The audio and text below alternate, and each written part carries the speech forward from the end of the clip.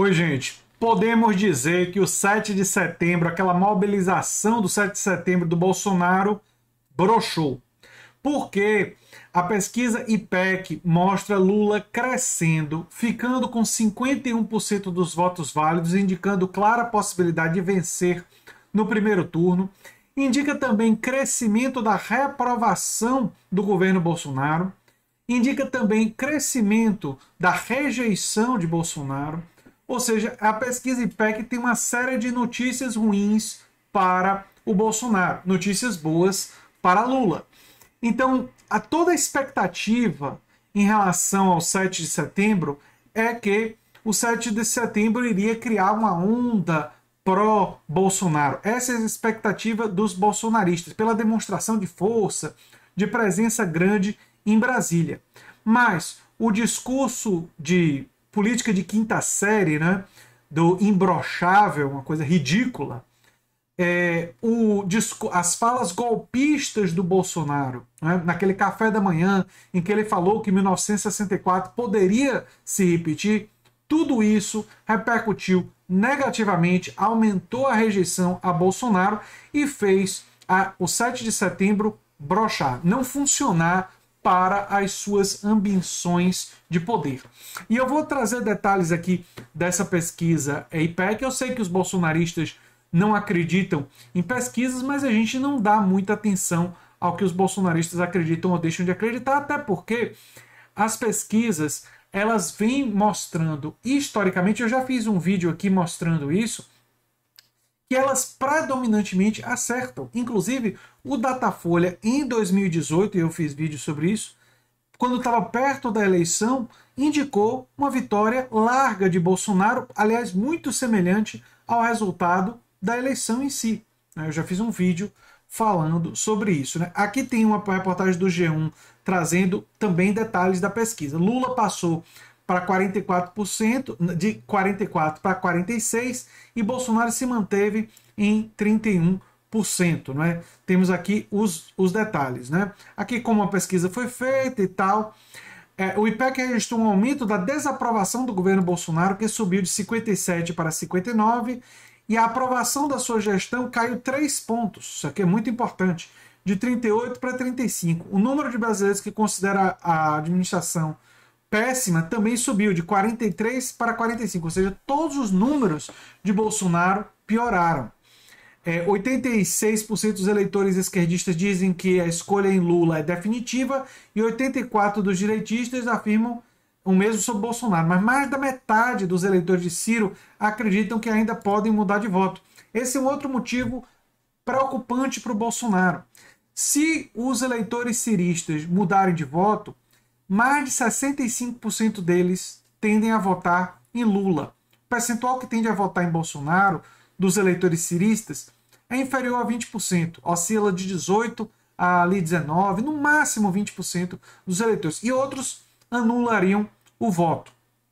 Então, se houver uma migração de votos de Ciro Gomes, ela tende a ir para Lula. Né? Então, isso assim, são todas notícias muito ruins para o Bolsonaro. Aqui tem mais detalhes. O Ciro Gomes ele ficou com 7% das intenções de voto, oscilando para baixo. Né? Ele tinha 8% antes. Né? A Simone Tebet se manteve com os 4%. Também é uma notícia ruim para ela, mostra que não cresceu, que a candidatura dela não andou. O Felipe Dávila e a Soraya Tronic se mantiveram com 1%. E os outros aqui foram citados, mas não chegam a 1%. Né? Aqui a intenção de voto estimulada, vocês veem o Lula com 46%, né? Todos esses detalhes, há alguns destaques da pesquisa. Lula vai melhor com quem? Lula vai melhor com quem avalia negativamente a gestão de Bolsonaro. Entre os que vivem no Nordeste, a força de Lula no Nordeste é muito grande.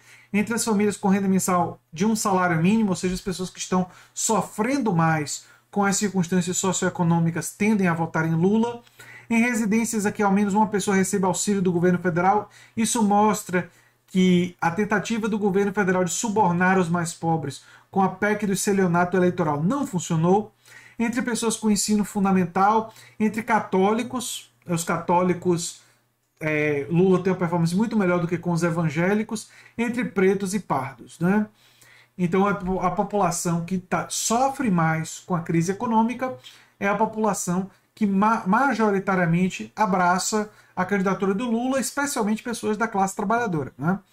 Bolsonaro vai melhor entre os evangélicos, né, entre aqueles que avaliam bem a gestão, né, entre os evangélicos, 48 ante 46 na semana passada, ele oscilou positivamente ali. Entre os que vivem no Sul, essa oscilação positiva aqui, entre homens e entre quem tem o ensino médio. Essa oscilação positiva aqui me parece uma consolidação do voto direitista cada vez mais no Bolsonaro. Muitos direitistas, especialmente aqueles liberais, gostariam de ter uma alternativa do Bolsonaro. Não são tão fãs, mas quando a eleição for se apertando, parte deles vai migrar para o Bolsonaro com o antipetismo.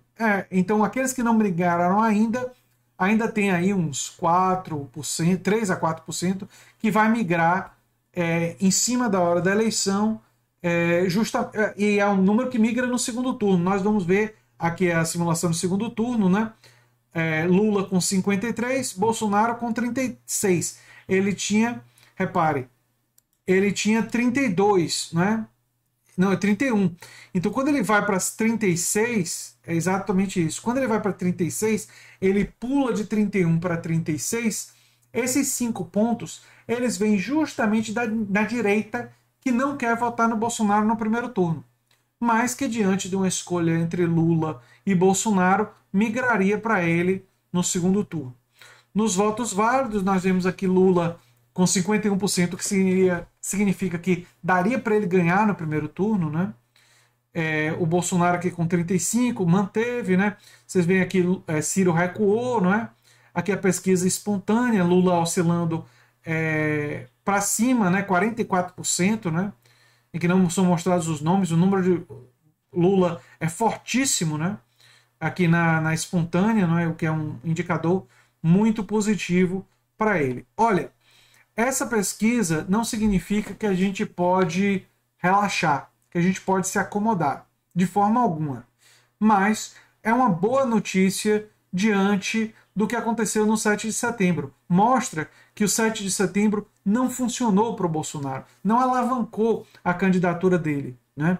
E que a PEC do estelionato eleitoral, a tentativa de manipular a população com essas benesses em cima da hora da eleição, as pessoas estão vendo que isso daí é uma medida eleitoreira. As pessoas entenderam, a maioria das pessoas pobres entenderam que é uma medida eleitoreira e não foram persuadidos por isso, né? E esses são sinais positivos. Mas a luta está longe de acabar e não vai acabar com a eleição. E ela não se resume também à questão presidencial. Temos que também fazer um Congresso, né? Uma Câmara de Deputados e um Senado mais comprometido com a classe trabalhadora. Bem, era isso que eu tinha para falar sobre esse assunto. Eu sou André Teixeira Jacobino, o canal é a Nova Máquina do Tempo. Se você gosta do que a gente faz, se inscreve, dá um like, compartilha. Quem sabe se torna membro ou apoiador do canal. Quem sabe faz um dos nossos cursos. Um abração e até o próximo vídeo. Tchau, tchau.